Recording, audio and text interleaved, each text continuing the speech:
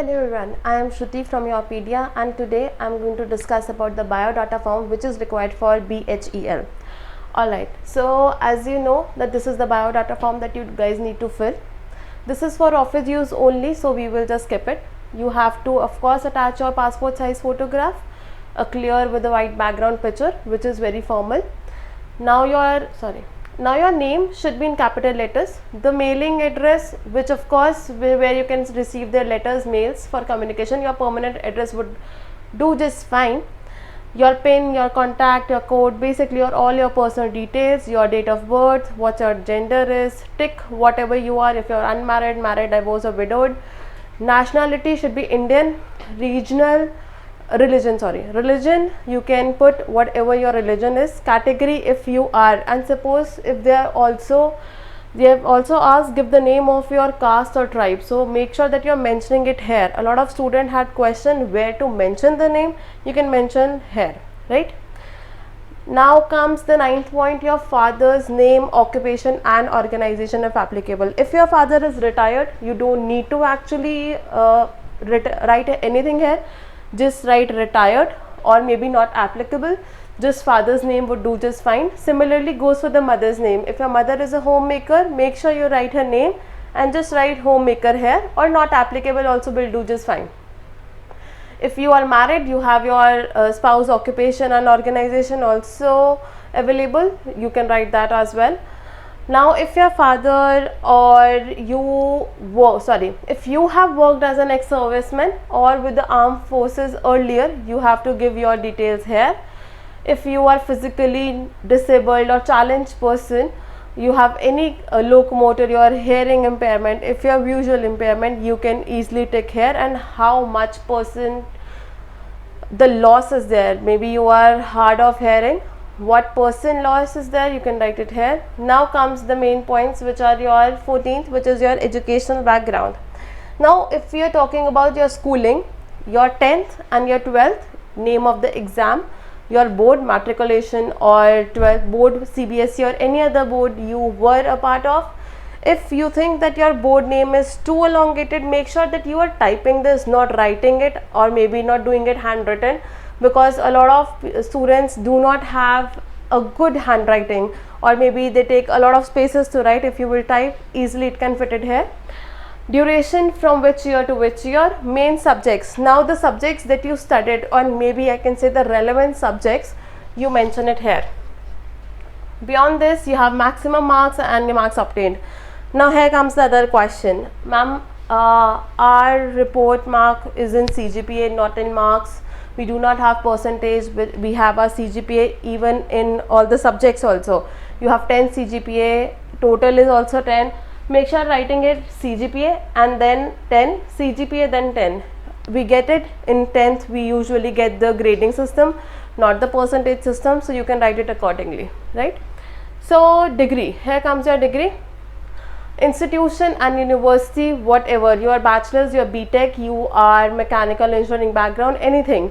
So degree you have to write, disciple you have to write, from and to, which specialization you are in, the name of the degree, from and to, the duration you have to mention here. Now comes the year. Now main subjects is also here.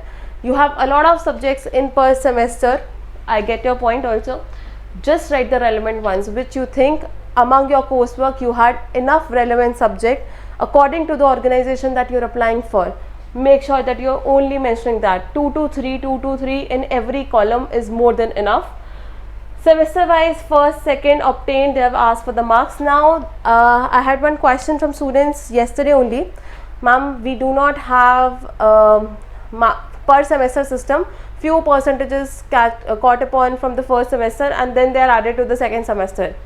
Calculate the first per semester thing also, write the marks obtained and write here whatever the calculation system or aggregate system they are using it for, mention it here, don't worry about it. Now here's the most important point, attempt, first and subsequent. Most very few people have supply, or maybe due to some circumstances you have given second attempt, third attempt for few semesters or few subjects. You can always write here, mention them that this was your attempt, this was the marks that you attempt in this semester. Okay. Now it is also full-time, part-time, or it was correspondence degree, you have to mention that as well. Now total marks that you obtained, and this is the aggregate percentage of the marks. Alright, now come your postgraduate degree. If you have also completed your masters, if you have also completed your MTech, any degree that you have done, make sure that you are filling your details in the similar manner like you did for your undergraduate degree.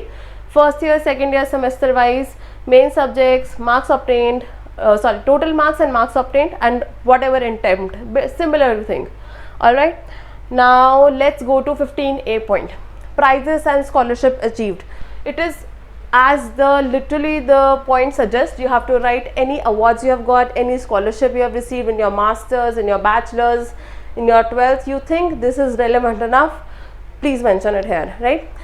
Yeah, a lot of students had question, I do not have academic prizes but I have extracurricular prizes. Just mention it for the sake of mentioning. They have given a point, so you can mention it, of course.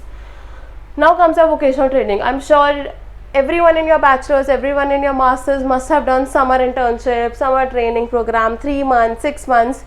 Feel free to mention it here. The organization that you went for, the project, what was it, and the duration also. It was 3 months, 6 months, 1 year, whatsoever. Okay. Now we come to the C point, which is the subjects of special interest of graduation. Any subject or 2 to 3 coursework which you feel is like the special interest, which you were very much concerned, which you were very much enjoyed studying, you can always write it here.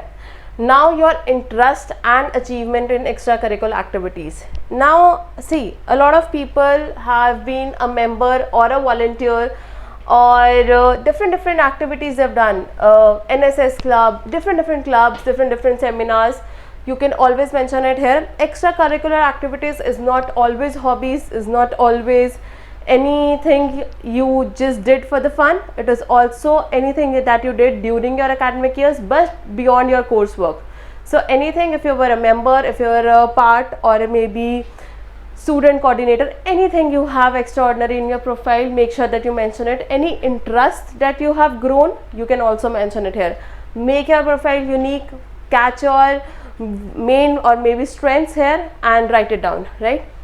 Please give your views about the 2 following statements. The most important questions in the form: I want to join BEL because, and what I would like to contribute to the BEL's growth. So basically the first question wants to ask your motivation. What is your motivation to join the company? What is the motivation to join the organization? How are you very much connected to the organization? Whether you mention it your academic knowledge, whether you mention your skills, whether you mention your long-term goals that aligns with the BEL organization. Make sure that you are aligning, forming your answer and writing it here. Second point is what I would like to contribute to the BEL's growth. Now how can you contribute to the organization growth is their main concern. Obviously they would like to select a candidate who will actually contribute to their mission and goals. What is the company organization mission and goals? How can you relate it to your profile? You should make a perfect answer out of it and write it here. We mentors are here for you. Make sure whenever you create your first draft, you send us and we will check your answer. We will suggest what is wrong, what is not. Does this answer actually align with your profile or not? Make sure that you get your whole basically form assessed from us once. Okay, now comes the 16 point. Please give the complete details of your past and present employment occupation till date. Now employment is employment, it is the professional experience that you have gained till date. If you have any, please mention it.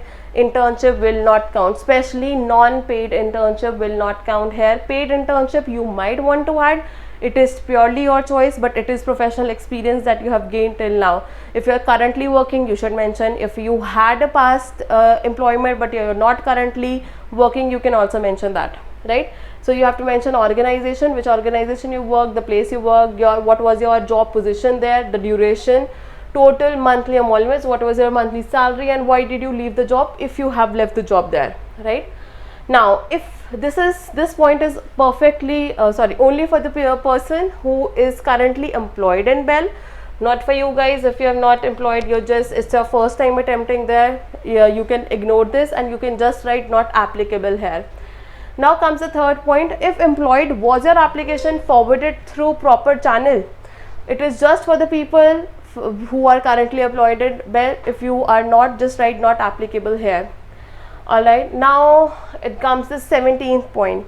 Have you appeared for any other examination to be conducted by the government of PSUs or not? Okay, now please read the question carefully. They have literally asked, have you previously applied or are you currently appearing also, which is taken by PSU, any sector of PSUs, right? I am sure a lot of people are giving side by side different exams also. They are preparing for it, they go for different route. Nobody is stuck with one organization. Now how you have to write it, do you need to write it, what you have to write? Make sure that you are connecting with your mentors, you are asking your guidance of your mentors to fill this answer, because it should not create a negative impact to your profile. Because also they have asked for, please describe the current status of the selection process. So even if you are selected for the other interview round, will it create a negative impact in the BEL organization interview round also? That is something we analyze and we suggest you accordingly, right?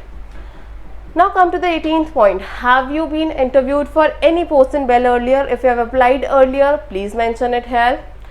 Okay, has your parent or spouse been in service of BEL? If your father, mother or your wife or husband has been a part of BEL organization, you have to give their whole detail. Alright. Now comes the declaration part. So basically the declaration always asks for you, if any information that you have provided is false, you are wholly responsible of it. Make sure that you are not falsifying any details above and you are writing and filling every details correctly. Okay, so I hereby declare that the statements made by me in this form are true, complete and correct. In the best of our knowledge, I am appointed in the company finds at all time any part. Basically anything, if they find is falsified, they can always remove you from the position, you can always be suspended. So just read this declaration, give your signature and write your name. I guess that's it from your side.